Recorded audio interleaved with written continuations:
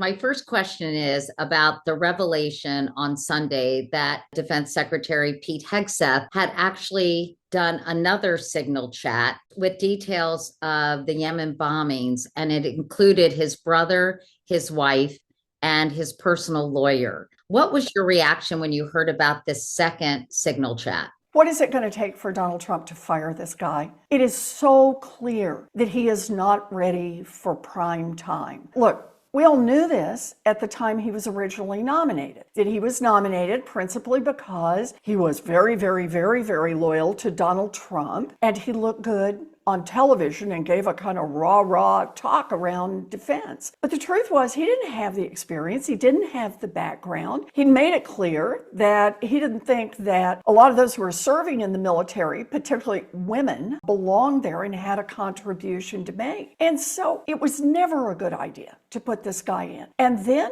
he comes in and literally puts our entire national defense at risk, not once, but twice that we know of. And no one is sure what else. I mean, if he thinks that it's okay to have his wife, who does not have a security clearance, to have his lawyer, who does not have a security clearance, this is hard no. This is something for which anyone who actually worked in the Department of Defense for Pete Hegseth would have been summarily fired, and everyone would have said, yeah, no kidding.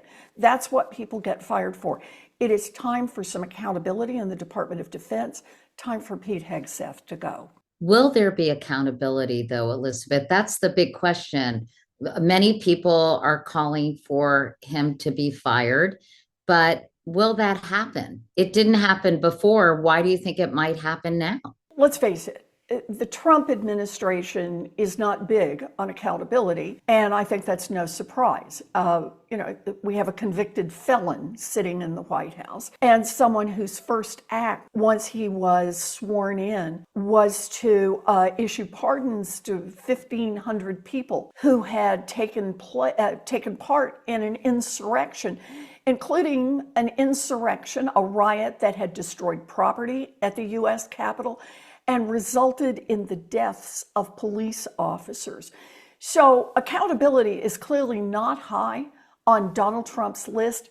Nonetheless, he is at least a little sensitive to people across the country saying, enough, we're not going to do this, no more. And I think that's what's happening right now. Democrats, Republicans, independents saying, this guy has to go.